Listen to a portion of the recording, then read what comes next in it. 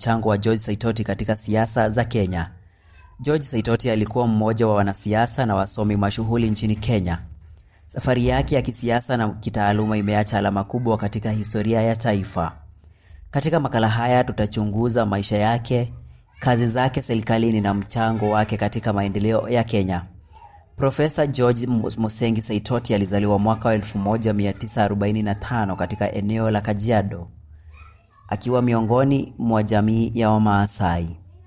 Alisomea Oluo Primary School kisha Mangu High School.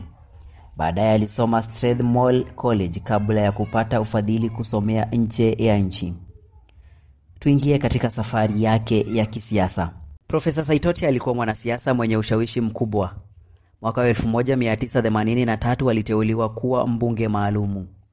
Alikuwa naibu rais wa Kenya kutoka mwaka 1985 hadi mwaka wa 1998 chini ya Rais Daniel Arap Moi.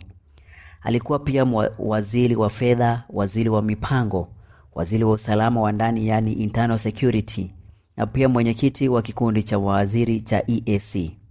Alihudumu kwa zaidi ya miaka 27 katika serikali za Moi na Kibaki. Kifo cha George Saitoti. Mwaka 2009 hadi mwaka 2011, Saitoti alikuwa waziri wa usalama wa ndani akisimamia idara nyeti kama polisi na masuala ya usalama wa taifa. Alihusika katika mabadiliko ya polisi, kupambana na vikundi haramu na maandalizi ya uchaguzi wa mwaka wa 2013. Jina lake lilikuwa miongoni mwa wanaotajwa kama wanaoweza kugombea urais. Mei mwaka wa 2012, safari kadhaa za kikazi zilipangwa kwa ajili ya ziara za usalama, ikiwemo mikutano ya vikosi vya polisi mikoani. Helikopta ya polisi 5YCDT iliyohusika katika ajali ilikuwa imetumika mara kadhaa, lakini kulikuwa na malalamiko ya kiufundi yaliyokuwa bado yanashughulikiwa. Siku chache kabla ya ajali, safari ya kwenda Home Ground SDA Church pwani ya Nyanza ilipangwa kwa ajili ya hafla ya kanisa. Rubani na wasaidizi waliandaa ndege siku chache kabla, lakini baadhi ya vipuli vilikuwa bado vipya na havijatumika kwa muda mrefu. Tarehe 10 Juni mwaka 2012, Saitoti na Onjode waliondoka nyumbani kuelekea Wilson Airport kwa safari ya kikazi.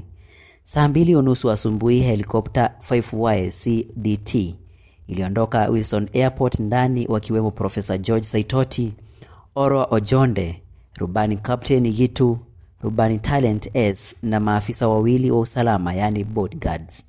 Saa 2:42 helikopta ilipotea kwenye rada na mawasiliano yakakatika.